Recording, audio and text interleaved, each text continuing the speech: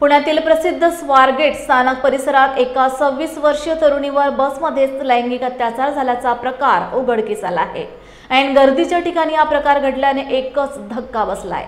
या प्रकरणी सर्वच स्तरावरून संताप व्यक्त केला जात आहे। अशात काँग्रेस आमदार आणि ज्येष्ठ नेते विजय वडेट्टीवार यांनी या घटनेनंतर राज्य सरकारवर कायदा व सुव्यवस्था ढासळल्याचं म्हणत टीका केली आहे। तसेच पुण्यात एसटी स्थानकात झालेल्या बलात्काराची जबाबदारी राज्य सरकारची आहे असेही वडेट्टीवार म्हणाले।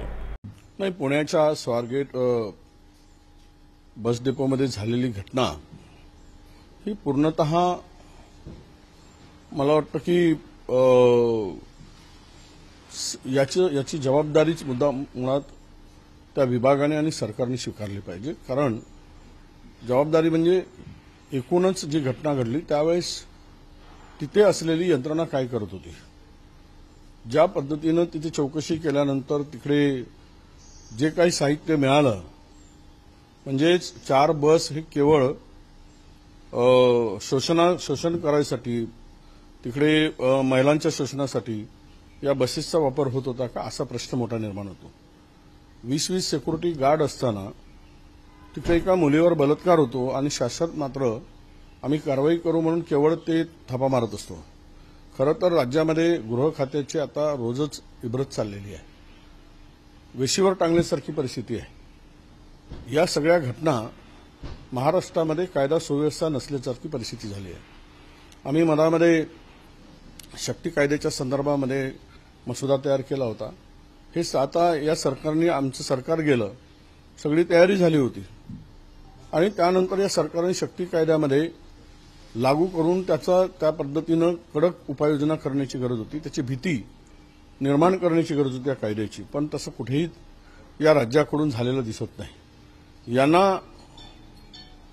यामध्ये महिलांच्या सुरक्षिततेची अजिबात चिंता नाही। सत्तेमध्ये मशगूल झालेलं हे सरकार आहे। सत्ता आणि संपत्ती यामध्येच या सरकारचं आता पूर्णतः लक्ष आहे। त्यामुळे ही स्वारगेटच्या घटनेचा आम्ही विधानसभेमध्ये आवाज उचलूच आणि सर्व दोषीवर कारवाई होईल ती होईल, पण अशा घटना वारंवार राज्यामध्ये घडत आहेत। यासाठी सरकार काही गंभीर आहे की नाही हा खरा प्रश्न येतो। सरकार गंभीरतेनं या सगळ्या घटनांकडे बघतं की नाही, केवळ झालं की आम्ही काहीतरी करू, आम्ही अटक करू, कारवाई करू, हे तर कोणतंही सरकार असेल तर करेल।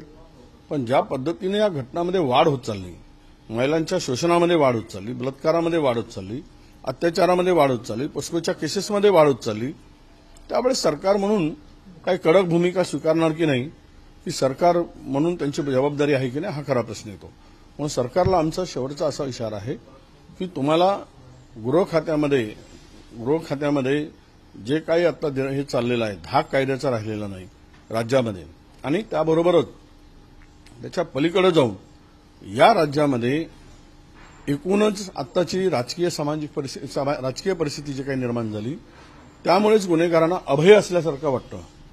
मग त्या अनेक घटना आहे। एकीकडे मी एखादी शब्द एकेरी भाषेत उल्लेख केला म्हणून आपल्याकडे एकीकडे माझ्या याला काही भाजपच्या लोकांनी आंदोलन केलं आणि दुसरीकडे मात्र तो सोलापूरकर, तो कोरटकर, तो छिंदम याचा साधा निषेधाचा फलकही यांच्या हातात दिसला नाही।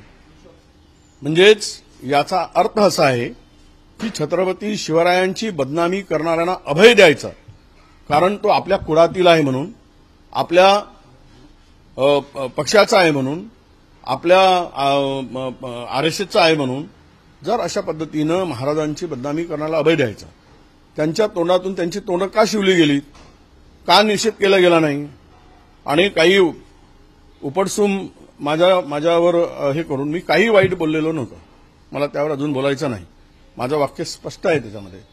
आणि त्यामध्ये मात्र हे रस्त्यावर उतरतात की ती बेईमान विचारांची ही माणसं आहेत आणि यांच्यामध्ये खुनामध्ये किती बेईमानी भरलेली आहे।